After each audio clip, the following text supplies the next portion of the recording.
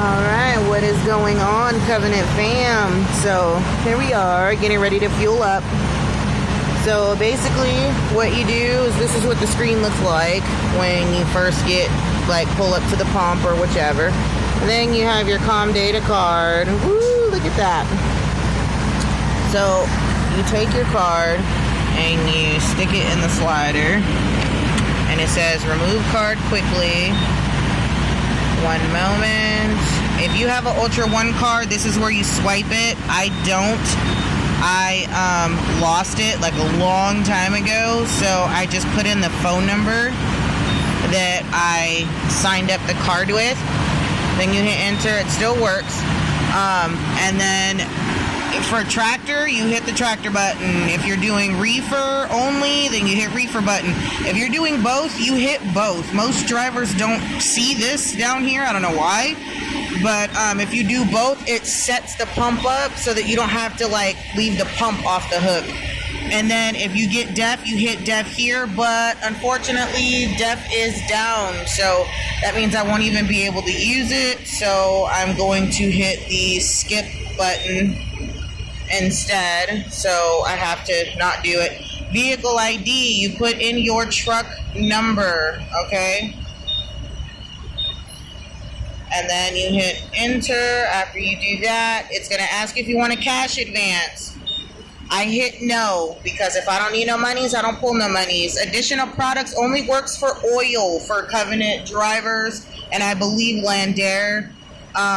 It won't work for anything else. Your Comdata card will decline it. So I just hit no for additional products. And then your driver ID is what goes next.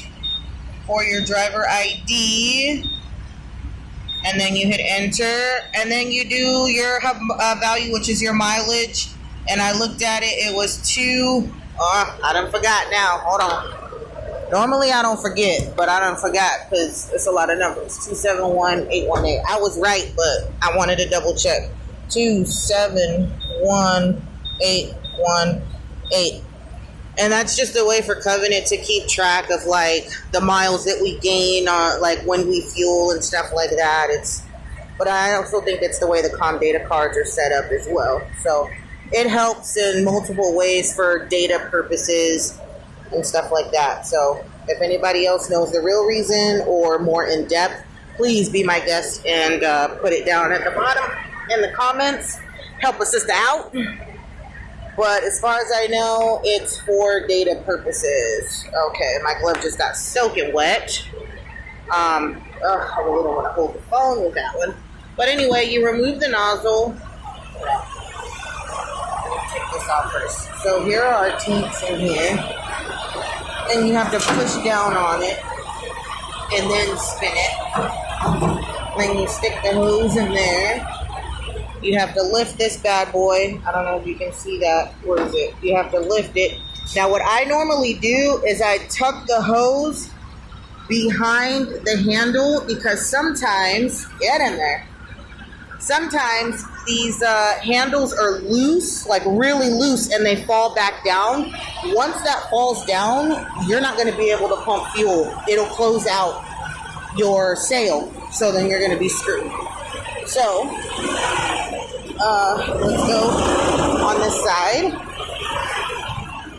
and open the passenger side tank.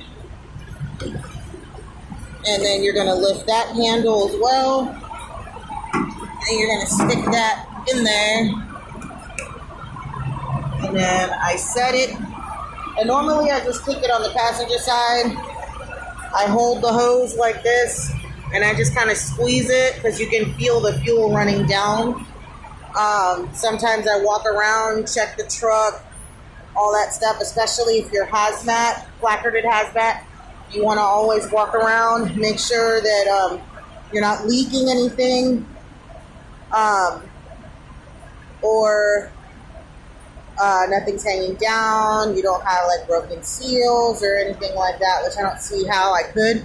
Because since we switched out, I haven't stopped driving. We usually run out our first 8 hours before we even stop anywhere. So we do pretty good with that. We don't really give opportunity for anybody to mess with our truck or trailer. But yeah, that's pretty much how you fuel. You just kind of take your time, look around, make sure all your lights are still working. Things can become disconnected and stuff like that. So check your seals. Oh, and see, clearance light is working. So it was on. It's just during the daytime, you can't really see it. It's just dim, so it's not like it was not working. But yeah, there you have it. Just filling her up. I hate the fact that the DEF isn't working though. So, see, it's counting. That's insane. Covenant spends about, I want to say between $7 and probably $10 million in fuel. Because like everything went up, but like a couple years ago, I know that it was like around $7 million in fuel. That's insane. Like, can you imagine coming out $7 million in fuel costs? That's just nuts. Anyway, so you're going to top it off, and you're going to hold it, squeeze the handle until she starts to fill up. You just kind of release it a little bit at a time so it's not splashing everywhere. I don't know if you can see inside of there. Maybe if I can turn my flashlight on. Hold on, let me see if I can get this right. Hey, flashlight. I'm just kidding. I don't know if y'all even know that old school song. So, I don't even know who sings it. That's not cool in the gang. I don't know. If y'all know, drop it in the comments. But basically, this is what I do just to top it off. Make sure the tanks are full. You don't want them too full.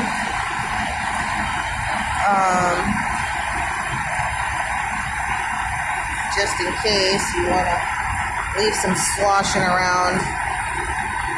But normally it still gives you the full indicator on your dash. I just really hate the fact that we don't have DEF. And then I heard that trucks are supposed to be removing them anyway. Like, companies are supposed to be removing the DEF tanks because the guy that created them, like, I guess it was like some sort of scam or something. I don't know. Like, I hear some things and then I don't really go in and, like, look at it, I guess. But, oh, come on. That means it's still, like, got time to go. It's not done yet.